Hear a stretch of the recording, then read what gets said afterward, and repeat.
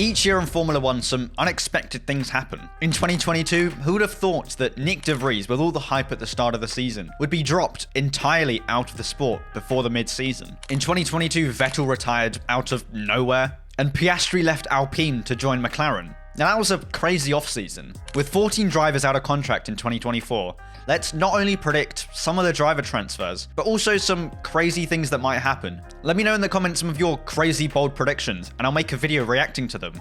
Hit the like button, subscribe. With that out of the way, enjoy your day. These are my top 10 bold predictions for the 2024 season. Starting off with some absolute heat. I don't think Verstappen's going to be world champion this year. What? Now, not because he's going to fall off or have a lack of pace, but looking back at previous dominant years, in Mercedes' third dominant season, there was a championship battle. Rosberg and Hamilton, they got closer to each other. In 2012, Red Bull's third dominant season, there was a huge championship battle, one of the greatest seasons of all time. So who's going to tell me that this year, 2024, there won't be a championship battle? The third year of the new regulations. And a lot of the teams have been getting closer. James Allison at Mercedes has apparently been cooking something absolutely brand new. Could we see another battle between Hamilton and Verstappen? But this time, Hamilton takes the win. Ferrari also ended their season on a very high. Leclerc scoring multiple podiums and taking pole position at some of the races. And McLaren, they've been good, well, for the latter half of the season in 2023. So with their new wind tunnel and new key employees, can Lando snatch the championship? If Alonso doesn't get a competitive car at the start of next season, I think he'll retire. He's 42 years old, turning 43. And how long does he really want to be in Formula 1? A family might be nice to have. And I think the only thing stopping him from leaving is another championship. He thinks it's possible. But is it possible if Aston Martin don't have a good car next year? No. Well, it's just not. Also, with his contract ending at the end of 2024, it might be a nice way to go out on a high. He scored more than a couple podiums last year. He nearly had pole position at Monaco. But if the Aston Martin keeps tumbling down the hill like it did last year, is there a point of him staying to be another midfield team, another midfield driver? I don't think he wants that anymore. He's had it for too long in his career. Perez will be dropped by Red Bull altogether. Ricciardo will take a seat, and Liam Lawson will take the AlphaTauri seat. That's what I think is going to happen. Maybe mid-season or at the end of the season when the driver contracts are negotiated. But why do I think this? Well, Perez clearly hasn't had a good couple seasons at Red Bull. He's clearly been 4-5 tenths away and been struggling with the car the whole time. Ricciardo had some mega performances in Mexico and Brazil. If he wasn't a lap down, then he would have surely been in the points. And also Silverstone, his quali lap, I don't think Ricciardo moving to Red Bull is a question if it will happen, but when it will happen. All the fans want it to happen, and Horner and Helmut Marko, I think so do they. And then I think Liam Lawson's going to take Ricciardo's seat at Racing Bulls. I think that's what it's called. He had some stellar performances in the couple races he had, being called up just a couple hours before the race in Zandvoort. And he had a mega performance for a first race. He scored 2 points in 5 races. Nick de Vries didn't even manage to score a singular point in 10 races. I think Liam Lawson's going places, and 2024 is going to be his year to step up to Formula 1. Williams will jump Alpine in the Constructors' Championship. Williams have clearly been on an upwards trajectory the whole of the 2023 season. Or should I say Albon has been on an upwards trajectory. He scored solid points in multiple different races. Canada, Silverstone, and Qatar, and Zandvoort out of all places. Who expected Albon to score points at Zandvoort, a car which has no cornering speed, and he still manages a P8? With Alpine being the most midfield team in history, I think Williams are going to catch them. Alpine were literally fighting nobody the whole of the 2023 season, just in their lonesome in 5th place, 6th place. And I think it's time for Williams to finally step up, finally have a good season. 2023 was a good season, but an even better season than that. Who wouldn't want to see that happen? I would. Sargent will have a good season. Yes, his season last year wasn't good at all, only scoring 1 point, and it wasn't even on merit. 2 people had to be disqualified, but Yuki in 2021 also didn't have the greatest rookie seasons, and Abu Dhabi P4 was good, but on a whole, he crashed a lot and was inconsistent. So was Sargent. But 2022 rolls round, and he's been improving ever since. Maybe it's the same with Sargent. They both have a high pace ceiling, but it just takes time to develop, nurture it, for them to get to that ultimate position. But with all of that said, I still think Sargent's going to be replaced at the end of the season by Kimi Antonelli. He's just skipped Formula 3 and now he's gone to F2. Being a Mercedes junior driver, I think they're going to try to slot him into Williams. And when Hamilton retires, I think he's going to have that Mercedes seat. Or he already does, but not officially. Now, this might be absolutely crazy.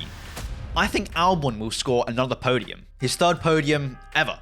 As I mentioned, Williams on their upwards trajectory, and I think it's about time for Williams to score another podium. George Russell in 2021, well, it was a podium, but they didn't even race a single lap, did they? Me being an Albon fan, this might just be me hoping and dreaming, but I do think it's going to happen. Sooner or later, Williams are going to catch up, and he might be lucky. It might not be on merit. A couple people might be disqualified, but at least it's a podium. And if it is on merit, and the whole grid's still alive and not dead by turn 1, even better. Piastri will give Norris a run for his money. Piastri had a stellar rookie season, but he was inconsistent in quali, the races. Silverstone, he was lacking slightly in pace. Qatar was a highlight where he won the sprint race, but some of the races he was slightly lacking. But that's not to say that he wasn't there all the time. Going into 2024, he's already had a full season under his belt. I think the gap's going to close to Norris drastically. I think they're going to be battling for podiums and positions.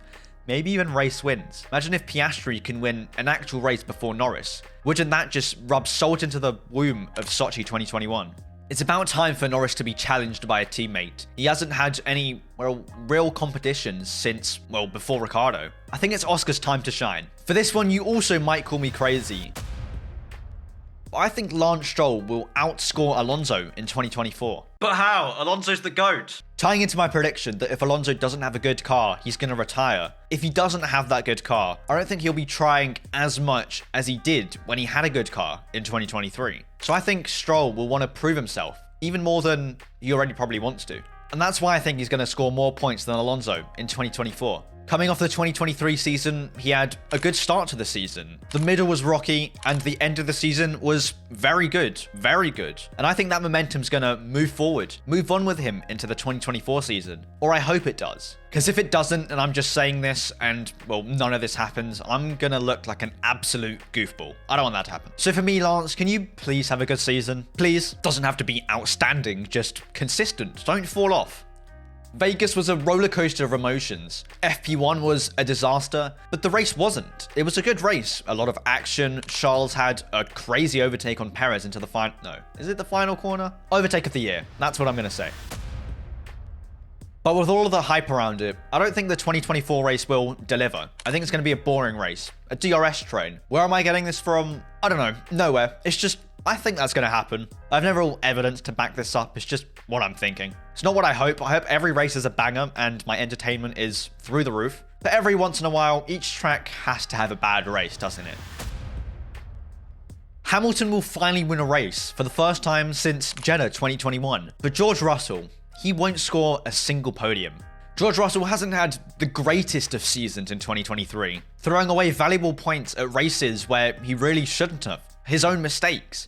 I mean, just look at Singapore. He could have won the race. He could have scored a decent podium. Good points. Very good points. But no, George Russell does what he does best. Crashes out. I think the pressure's creeping up to him, not just from himself, but from the fans, expecting more from him. But he just doesn't deliver. Being very crash prone and his awareness not being the greatest. Baku, Vegas, just a couple more examples. But yet again, as I mentioned before, James Allison is cooking a monster of a car. And I think it's going to be Hamilton's time. I think he's going to finally win a race. If it's Silverstone, if it's Brazil, the fans are going to go mental. And who wouldn't want to hear the British anthem again? A race winner. I would. So would you. I know you would, even though if you're not a Hamilton supporter or British. I know you want to hear that anthem just one more time. I don't think this is a bold prediction, but I think Charles will have the most pole positions out of any driver. He's one of the best qualifiers on the grid, maybe even the best qualifier. Taking that Ferrari to the finish line in qualifying, not the races, faster than anyone else can at multiple races where his car really shouldn't be there. He is currently on 23 pole positions, and he holds a record. Not a good record, but the most pole positions without a championship. And I think he's just going to extend this. Or he might not. He might win a championship this year, next year, and the record will be over. But I still think he's going to have the most pole positions this year. I think Ferrari's going to cook up a good car. Is it going to be good enough to challenge for wins? Challenge for the Drivers' Championship? I don't know. We're going to have to wait and find out.